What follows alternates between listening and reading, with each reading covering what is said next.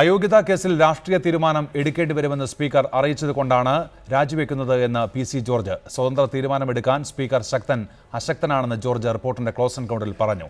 സെൽവരാജിനെ യു.ഡി.എഫിൽ എത്തിച്ചത് നേതാക്കൾ അനൗപചാരിക കൂടിയാലോചനകൾക്ക് ശേഷമായിരുന്നു. പ്രതിസന്ധി ഘട്ടത്തിൽ സർക്കാരിനെ താങ്ങി നിർത്തിയ തന്നോട് യു.ഡി.എഫ് നന്ദികേട് കാണിച്ചെന്നും ജോർജ് പറഞ്ഞു. ഉമ്മൻചാണ്ടിയും വി.എം. സുധീരനും കെ.എം. മാണിയും കൈക്കൊള്ളുന്ന തീരുമാനത്തിന് വിരുദ്ധമായി പ്രവർത്തിക്കാൻ സ്പീക്കർക്ക് കഴിയില്ലെന്ന് പി.സി. ജോർജ് പറഞ്ഞു. രാഷ്ട്രീയ തീരുമാനം എടുക്കേണ്ടി വരുമെന്ന് സ്പീക്കർ തന്നോട് പറഞ്ഞു. സ്വതന്ത്ര തീരുമാനമെടുക്കാൻ സ്പീക്കർ അശക്തനാണെന്നും പി.സി. ജോർജ് വ്യക്തമാക്കി. സ്പീക്കർ മാന്യനാണ്, പക്ഷേ പാർട്ടി തീരുമാനത്തിന് വഴങ്ങാതിരിക്കാൻ അദ്ദേഹത്തിന് കോൺഗ്രസ് പാർട്ടിയിലെ അദ്ദേഹം കോൺഗ്രസിന്റെയും പഴയ മാണിയുമാണ്. സെൽവരാജിനെ കോൺഗ്രസിലെത്തിച്ചതിൽ സാമ്പത്തിക ഇടപാട് നടന്നിട്ടില്ല. നേതാക്കൾ തമ്മിൽ അനൗപചാരിക തീരുമാനമുണ്ടായ ശേഷമാണ് സെൽവരാജിനെ യു.ഡി.എഫിലേക്ക് ക്ഷണിച്ചത്.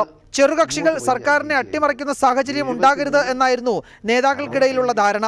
73-67 ആകുമ്പോൾ സ്വാഭാവികമായി 4 MLA പോയെങ്കിലേ ഗവൺമെന്റ് പോകും. മനസ്സിലായോ? പിടികിട്ടിയോ? അതായത് കോൺഗ്രസോ മുസ്ലിം ലീഗോ കേരള കോൺഗ്രസോ ശ്രമിക്കാതെ ഈ ഗവൺമെന്റ് പോവുകയില്ല. പാമോലിൻ കേസിൽ വിജിലൻസ് ജഡ്ജ് ഹനീഫയ്ക്കെതിരെ താൻ സ്വീകരിച്ച നിലപാടിൽ മുഖ്യമന്ത്രി ഉമ്മൻചാണ്ടിക്ക് വലിയ സന്തോഷമായിരുന്നു. എന്നാൽ രാഷ്ട്രീയ തീരുമാനപ്രകാരമായിരുന്നില്ല ഹനീഫയ്ക്കെതിരെ ആക്ഷേപം ഉന്നയിച്ചതെന്നും പി.സി. ജോർജ് വ്യക്തമാക്കി. ജഡ്ജിക്ക് ഒരു അബദ്ധം പറ്റിയത്, ജഡ്ജി സ്പീഡ് കൂടി പോകാതെ അല്പം താമസിച്ച് വിസ്താര സമയത്ത് ഉമ്മൻചാണ്ടിയെ പ്രതിയാക്കിയെന്ന് ജഡ്ജി പറഞ്ഞത് ഉമ്മൻചാണ്ടി കടഞ്ഞേനെ, വെള്ളത്തിൽ പോയേനെ. പ്രതിസന്ധി ഘട്ടത്തിൽ സർക്കാരിനെ താങ്ങി നിർത്തിയ തന്നോട് യു.ഡി.എഫ് നന്ദികേട് കാട്ടി. ഞാൻ തന്നെയാണ് ഈ ഗവൺമെന്റിനെ പിടിച്ചു നിർത്തുന്നത്, എനിക്ക് ബോധ്യമുണ്ട്. പക്ഷേ അതിൻ്റെ നന്ദിയോ മര്യാദയോ നീതിബോധമോ ഈ നേതാക്കന്മാർക്കില്ല. LDF-ന്റെ സംരക്ഷണം ആവശ്യപ്പെട്ടിട്ടുമില്ല.